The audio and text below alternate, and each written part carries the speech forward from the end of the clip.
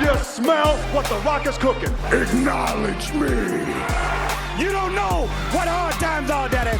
We are bad to the bone. Get it? Bad to the bone. Tell me when I'm telling lies. I'll fight anybody who do you want. Just let me fight him.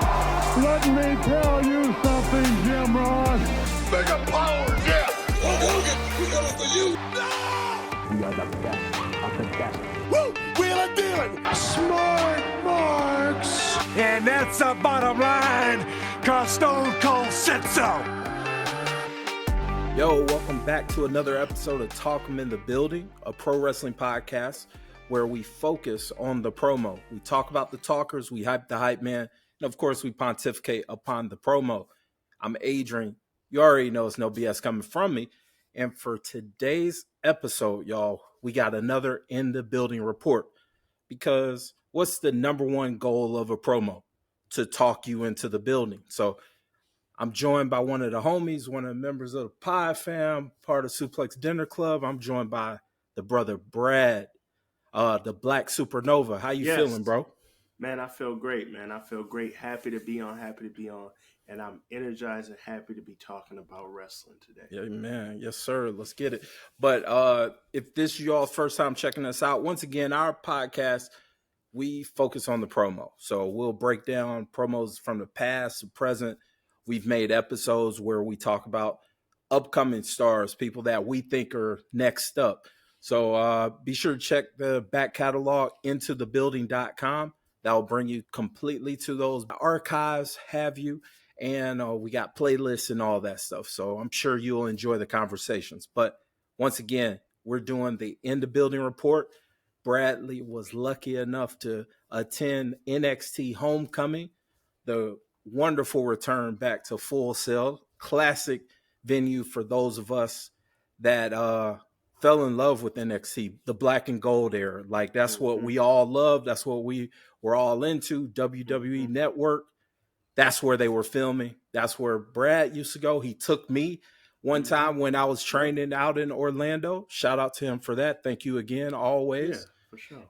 And they decided to do a homecoming episode, like a nostalgic episode. Oh, man.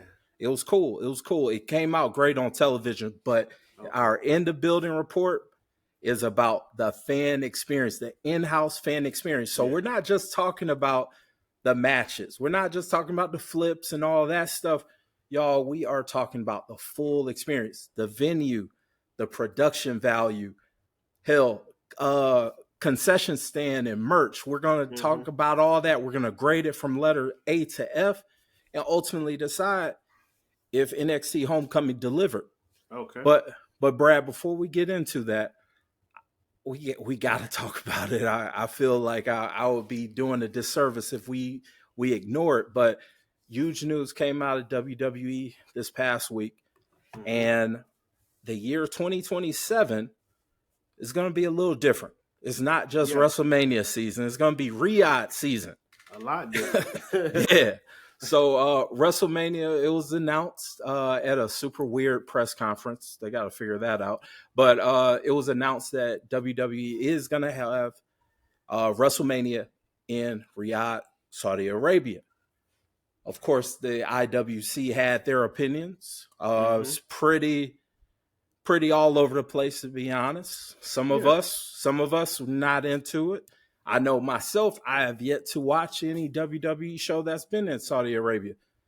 Is that me just grandstanding and being some moral police? I don't know, maybe. But I just haven't been into that personally. But I know some people. But I also know I've missed out on some really good matches or whatnot. Like a lot of that Logan Paul stuff I missed out of because that's where it was. But Brad, I want to know your initial thoughts once they announced WrestleMania to Saudi Arabia. Just money move. I feel like with the new acquisition from TKO, you've seen the ticket prices skyrocket, and you see the Saudi essentially buying WWE. Isn't the Rumble going over to Saudi Arabia too? I want to say it begin. Yeah, this upcoming one. This upcoming Rumble. So I think what they're trying to do is get back in the green. it's a business. As much as we love wrestling, as much as we love the characters, now that we're adults and we do have a moral compass, we have to understand that a lot of the things that we indulge in or we enjoy or we buy, we're either handcuffed and shackled by capitalism, or we just have to just overlook the fact that we are participating in, dirty business. It's business. No, we're definitely playing a part. Definitely right. playing a part. Nobody is clean. No matter if you like the mascot, if he's a Republican, if he's a Democrat, if he's nice, if he's an asshole. All these guys are businessmen, and behind closed doors, they're doing shrewd business tactics. There's no honor, none of that stuff, or the world wouldn't be the way it is. So it's just kind of one of those things you kind of got to realize. Salute to you for, taking a stand and not watching. I'll be honest. If I catch it, I catch it. If I don't, I don't. I don't go out my way to not watch, but I don't go out my way to watch. Right. And it really is just one of those things where, sometimes life will force you to be hypocritical. So you just got to keep that in mind. We with that, constantly find ourselves standing in our own hypocrisy. Absolutely. And with that being said, man, I just look at it as a money move. I feel like WWE or TKO is trying to get back on that return that they paid off with, paid into WWE. So that's all I think it is. And really, no doubt, Saudi has really been coming over and taking advantage of American sports. It really is. So it's got its hand on everything, man. Everything. So, it's just kind of one of those things. And I hate to say this because it's cliche, but it just is what it is. Whatever side of the fence you want to be on, be on. True. But I mean, I know I have complained about WWE ticket prices for the past couple years, at least since TKO has taken over. I even called it. I was like, yo, TKO is gonna do just like how they did UFC fans, and they're gonna keep pricing the common man out of there, and they're gonna say you're cool with watching on TV or pay-per-view or streaming. Let the people with the money go to the shows and pay for it, and when all else fails, we can go to international, and they're gonna take to it. So, it is what it is.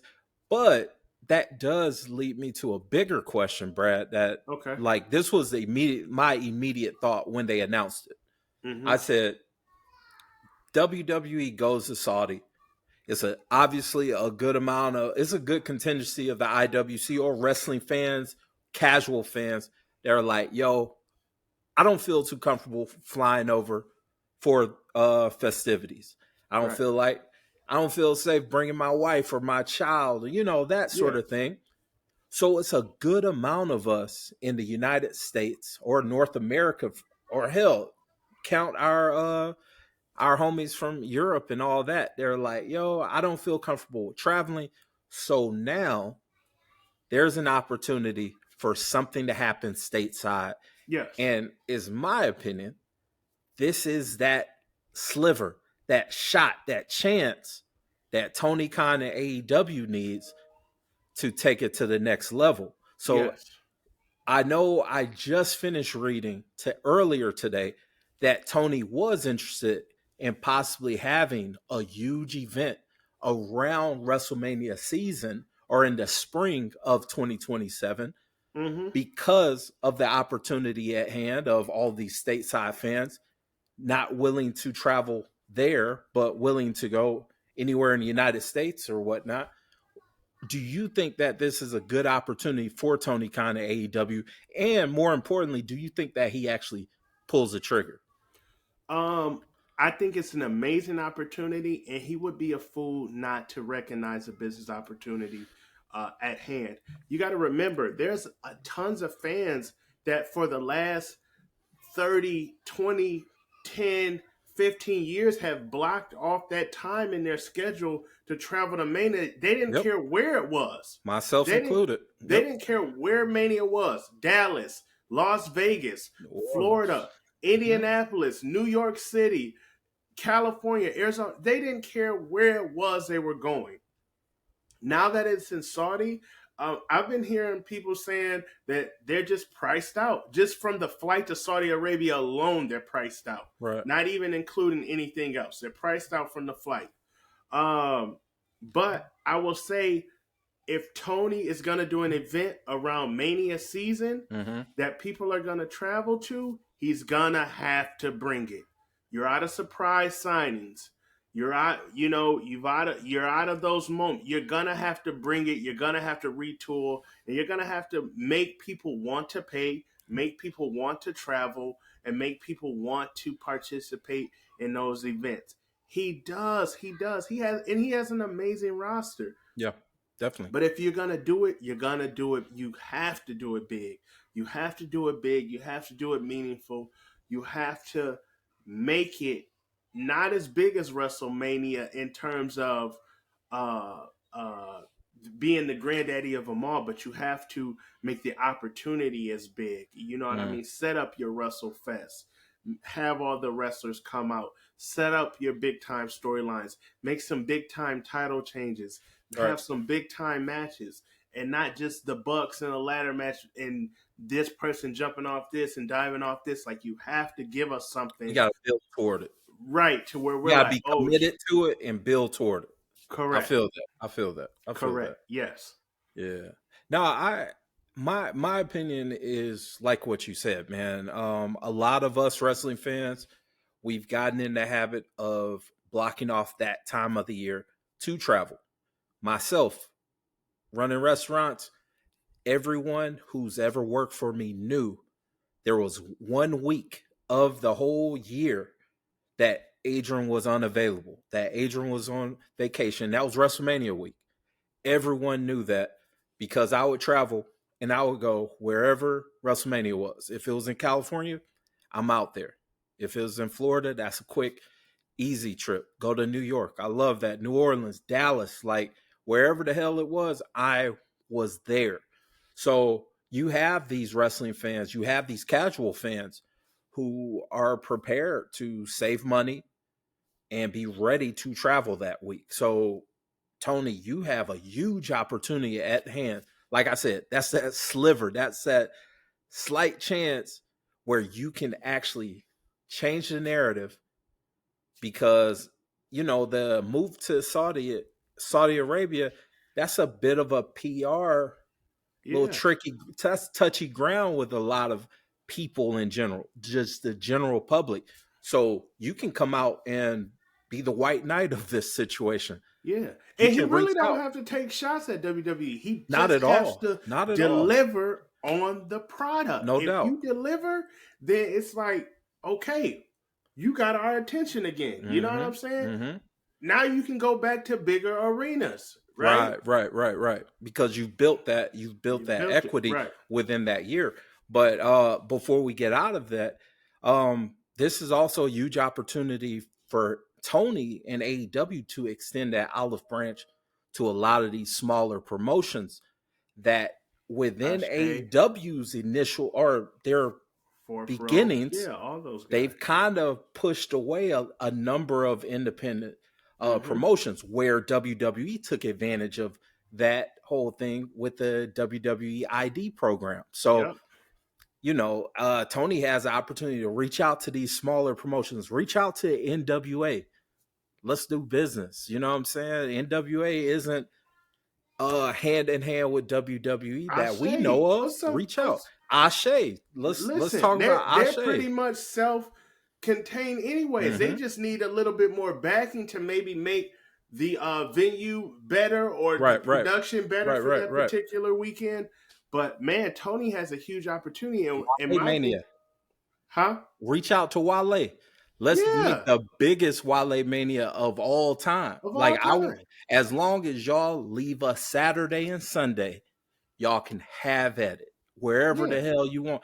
I don't know if Jacksonville is the right city to be able to do something like that, but why not make it Jacksonville? You already that's your properties, and you can run these promotions. Got to pay for access to venues. Why not make some money? Also, it's just a whole bunch of ideas there. I agree. I think I think just like you said, Tony got a huge opportunity to really, really take advantage. But I don't know if they're necessarily cool enough and their eyes are wide enough to recognize, what's going on around them, right? And say, hey, let's bring NWA in. Let's bring Ashe in. Let's bring these people in. Even if it's going to put us in the red, let's really, really put a flag in the ground for professional wrestling for this weekend and take this weekend back and have this weekend back to the States.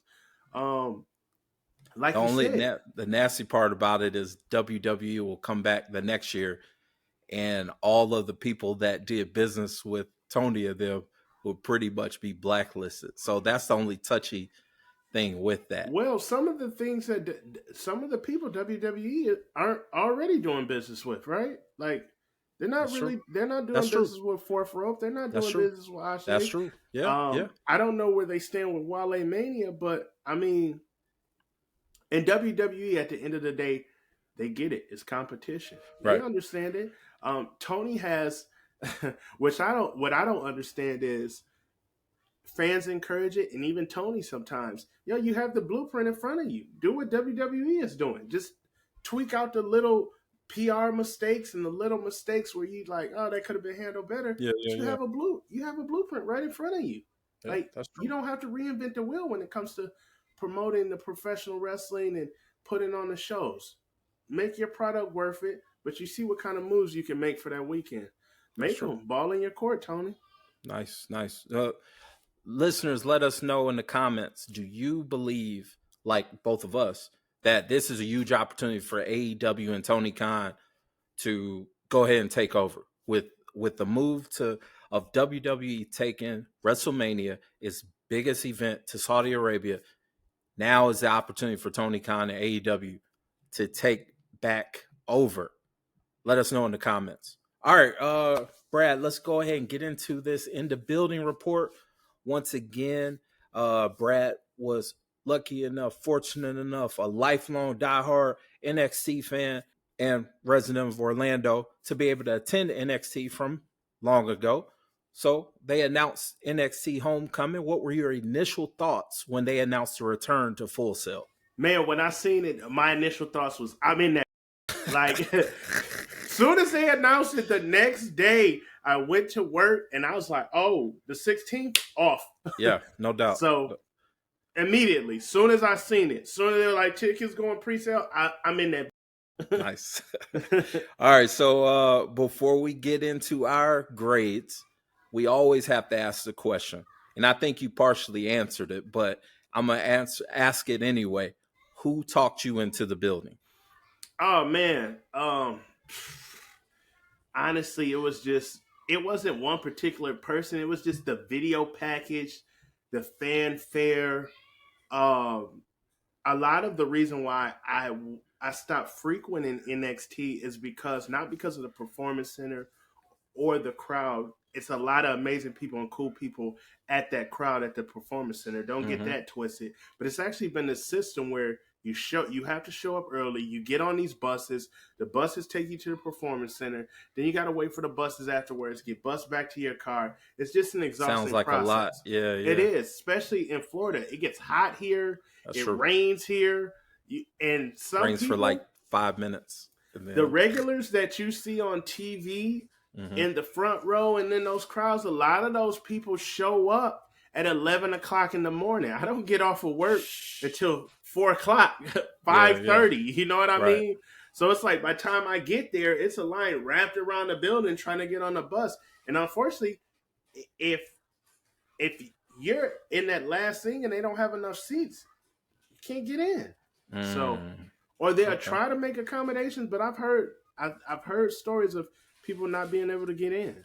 Yikes. Okay. So, let's go and get into these categories. First category, where once again you're going to give the letter grade A to F and give us a summary or your feelings and thoughts. Let's give a grade for venue. What are your thoughts on the venue? A+, man. It felt so good to be back at Full Sail. The smell, just being out there waiting, it's actually a good smell at Full Sail before you get. So it's just the smell, just out there waiting and just seeing the fans with their signs and everybody excited to come into wrestling. And you just, for me, going so much, I have just these fond memories of going, and they used to have the food trucks set up, and the wrestlers would come out and get food, and you can get a picture, an autograph. And this is before they got big. You would see Selena Vega out there. You would see I remember Lacey Street Profits came out Lacey when we were Evans, out there. Yeah. Street Profits. Man, Rhea Ripley. Before Rhea Ripley was who she was, I got a picture with her when she was blonde Rhea Ripley. Nice. And all of that different things. And you seen like Dijak and Keith Lee and Velveteen Dream and all these people, man, they would just come out, grab some food, say what's up, kick it a little bit and go to the back, man. So it was just very, very fond memories from that. So for the venue, I gave it an A+, man. I love Full Sail. I love the venue. Now, you were a long time viewer, or not just viewer, but attendee of NXT. Were you able to reconnect with any fans that you haven't seen in quite some time? Because there's some people I didn't actually talk to them myself, but there was some faces that you recognize and seen that were a part of like that original crew that came back for that show, and they were in the crowd. So, nice. Okay. Because it's like it's homecoming. Good. So it's like homecoming at a college or whatnot. Like, we're coming back. You haven't seen your friend that you used to always be at NXT with in the longest. Now you've reconnected, like that sort of thing. Most definitely. And if you guys watch NXT consistently, you might say, "Oh, I remember her because she wore this," or "I remember her, she always wore," or "I remember this person." But yeah, a lot of those people showed up that haven't been there in a long time, and they came back in their black and gold gear and things of that nature. That's dope. All right, next category, production. I'm gonna give it an A. It was an A. It was an A for the production as well. Right, I was going to go into something about the seating, but the seating was actually great. They did something a little bit different. I did notice that. I did notice it was a different seating arrangement compared to the old school set that we used to. But okay, so you gave production an A. Obviously, it's WWE, so you know when it comes to lighting and sound, that's going to be top tier. Yeah. Were you able to see and hear like backstage segments or, you know, lead ups in between matches, stuff like that? Yes.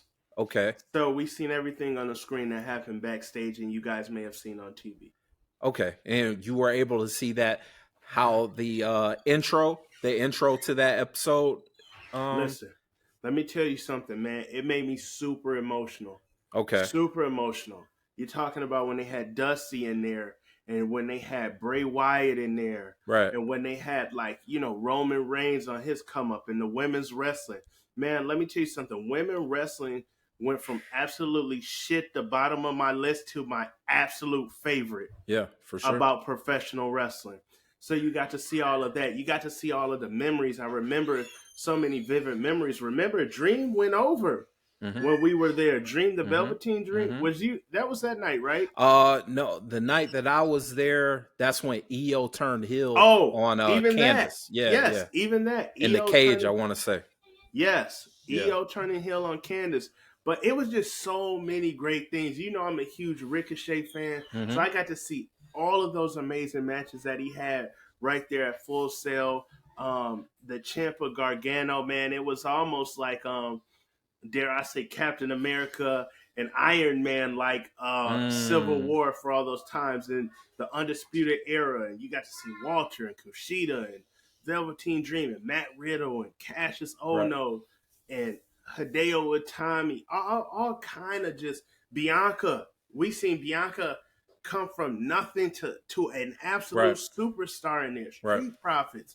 Like, it just, all the memories, everything came back. And it was, I'm not gonna lie, man. It got me. It got me right in the feels and right in there. I was wondering if I was sure that y'all were gonna be able to see it, but I was wondering because again, most of us, we saw it on TV.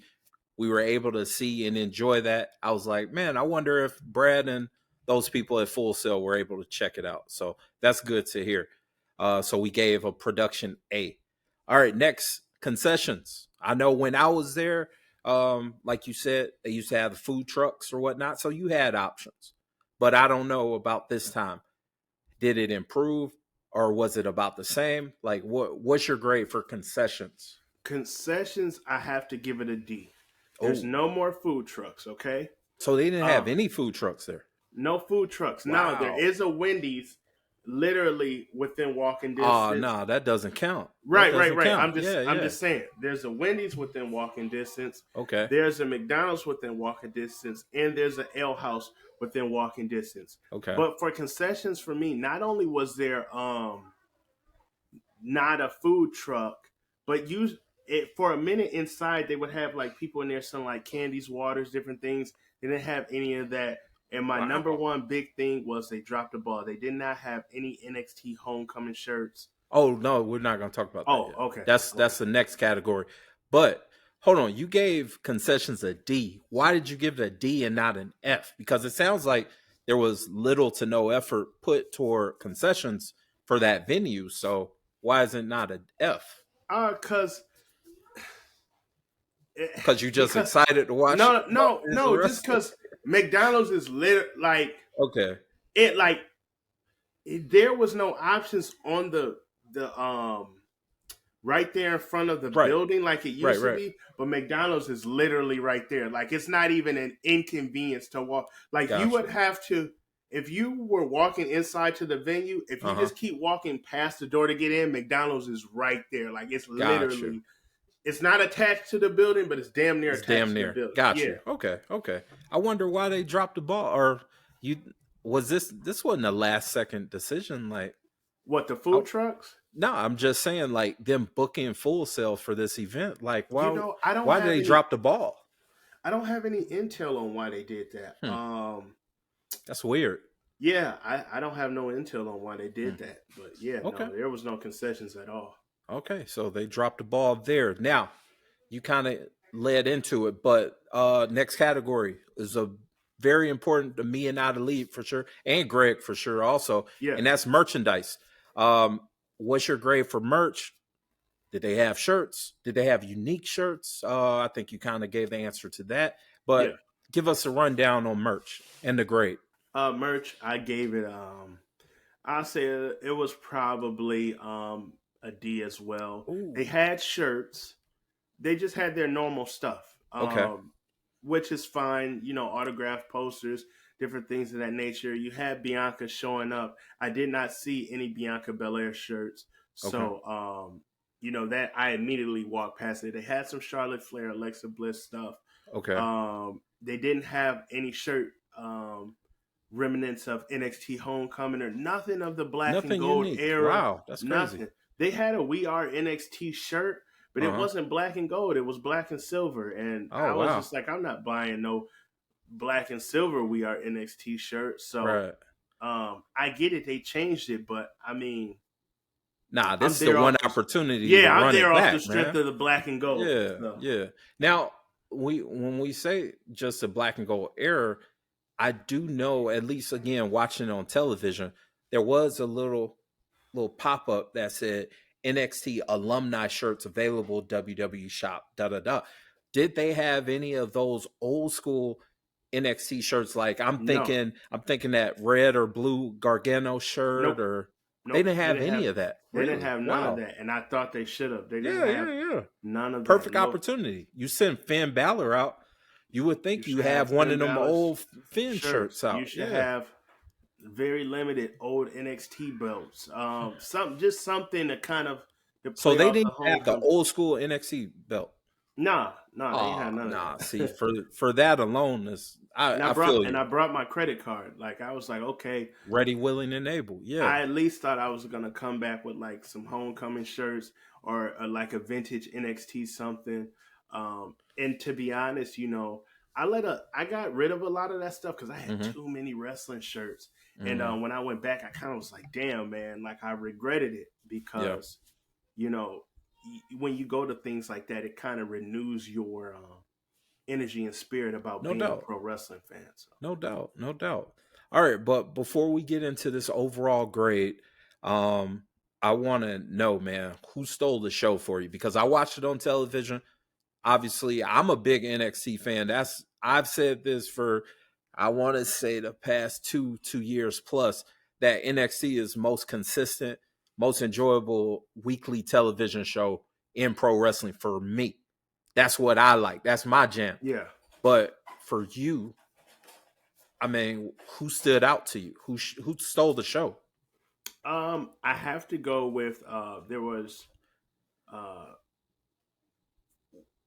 okay, as far as like promo segment wise, it was Triple H and Shawn Michaels. Okay. Being out there, you're always like, oh man, you know, these guys are legends. Yeah, like, no doubt. Living legends. Yeah. They're living legends. These guys are like, if something was to happen to them tomorrow, knock on we'd wood. be like, Yeah. oh shit. Like, Right. You know what I'm saying? Right.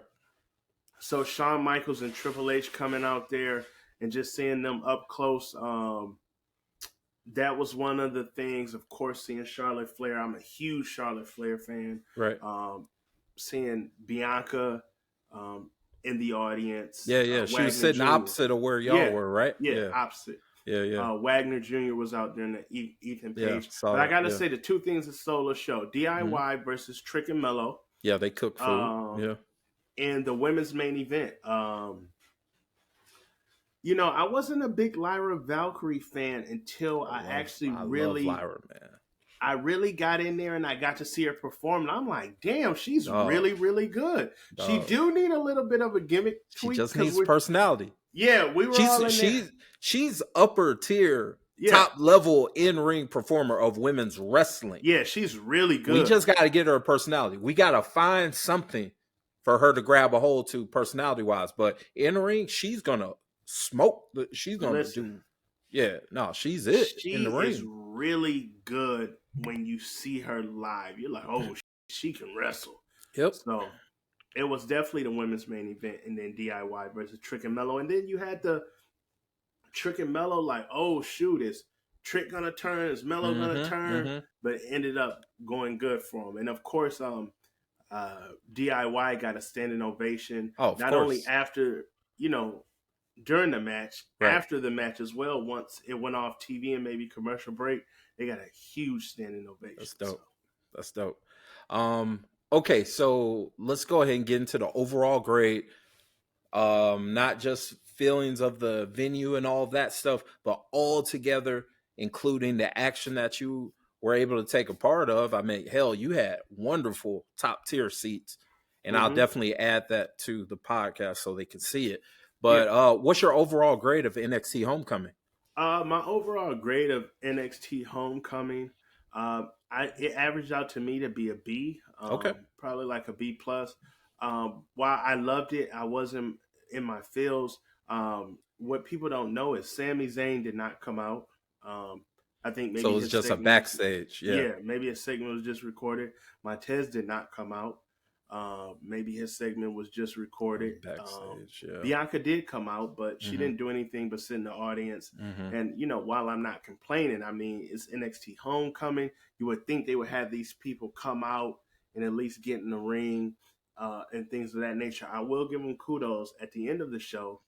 I don't know if you guys seen this on TV or not, but Damian Priest came out and gave a very, very heartfelt thank you to all the fans that supported him throughout NXT. And, you know, just watching Damian Priest go from Punishment Martinez to... I was there. I have some pictures in my phone, I think, when he was there and they were running with Punishment Martinez, and then they switched him to Damian Priest. I was there when he wasn't in that great a shape. Right. I seen the transformation from his body to his matches, all of that. I seen him become a star right then and there.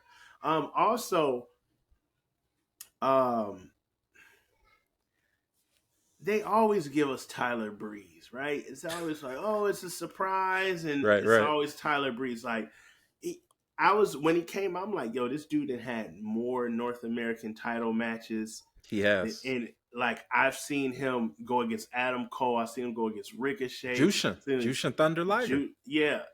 Velveteen, Everybody. So I've seen it all. So and that's why he was brought out. That's why he was booked too. That makes sense. Now that you even say that, I didn't even put 2 and 2 together. Like Tyler Breeze has been the North American champ. I mean, not North American champ, but the North American challenger. Yes. Throughout NXT. So that makes perfect sense. So it was good to see him. I'm not complaining, but it was overall with everything said, it was a B. I thought, like Sammy was going to come to the ring. Mm-hmm. I'm glad Finn Balor came out, man. He gave me a 2 sweet. I got some friends up in Canada. I saw that. We saw that. Yeah. Oh, you see me? You went on TV. I got watch it. Me and Lois were laughing at you because of your reaction. I was like, oh, look at Brad. Like he barking out, man. Yeah. Yo, listen, I had a great time being a Mark, man. I was being a Mark when Triple H and it was there as well. But no, I had a great time and definitely was a B. And my B is just like really nitpicky, like for sure. But other than that, man, again, seeing Charlotte Flair live, Lola Vice live, and then Damian Priest and Rhea Ripley at the end of the show, they went around and shook everybody's hand. That's fire. And signed everything everybody had. They took pictures. That's fire. You took a great picture with her. Like so. That's a great I picture. I was in the front row, and as soon as I got my picture, I immediately got out the way so everybody else could get what they wanted to get in, and like people were trampling. Yeah, I know it was a madhouse. But man, people were just, sign this action figure, sign this card, sign this poster, sign. Right. And she stood there and she was signing, and they did it, man. So that's fire. They did it big. That's fire. Now, before we get out of here, I do have a question because I don't know if it came across live, but on television, the angle, at least that we're foreseeing, is that there's a lot of disgruntled TNA employees, especially with the announcement of the main event for next week being Oba Trick for title. So essentially, there's another opportunity where a TNA wrestler or performer will not have a chance to represent the company and win that title. So they were highlighting a couple of the TNA wrestlers' tweets. I saw Matt Hardy, Steve Cutler, and I want to say it was somebody else. I don't think it was Moose, but it was somebody else with TNA. Oh, Santana, that had some words about it. And you could tell that obviously is some disgruntledness when it comes to that. Were you able to see any of that live? Like, were you able to see any of that on the TVs or anything? We didn't see any of that. I did get a tweet, and not a tweet, excuse me. I got a personal message from a friend. He's like, "Oh, is TNA gonna invade NXT?" Okay, I had no idea what he was talking about. Word. We did see, however, somebody mentioned Joe Hendry. And he's super over, by the way. He is super over. He's super over with that crowd. Yeah. He's just super over in professional wrestling. So. Yeah. Okay. All right. Cool. Well, Brad, thanks again for giving us the end of building report for NXT Homecoming. Thanks for having me. Appreciate it. No doubt. Let people know, where can they find you, man? At the Black Supernova on Instagram, man. Hit me up. I'm there. My name is right on the screen right there. So hit me up, House of Kayfabe. You want to see some pictures from me being in the building. It was a great time. Again, I got to 2 sweet Finn Balor. That's fire. I got to dap up Damian Priest, of course. I took a picture with Rhea Ripley. It's so crazy because Drake kind of blew her up saying like, this is my favorite. Drake blew her up, but for all my dogs was like, yo, I'm jealous. Blah, and a different thing. And it's a bunch of guys I didn't know watch wrestling or knew of Rhea Ripley. It was like, of course, you got a picture with Rhea Ripley? She cool, blah blah, and all that different stuff. So yeah, man. Yeah. That was for all my dogs, man. Salute, man. That's dope, man. That's dope. All right, listeners, thank you again for checking us out. Once again, this is Talk 'em in the building. We are a pro wrestling podcast that puts the focus on the promo. We talk about the talkers. We hype the hype, man. Of course, we pontificate upon the promo. I'm Adrian. This is Brad. Next episode, the rest of the team will be here. Y'all have a wonderful week, and peace.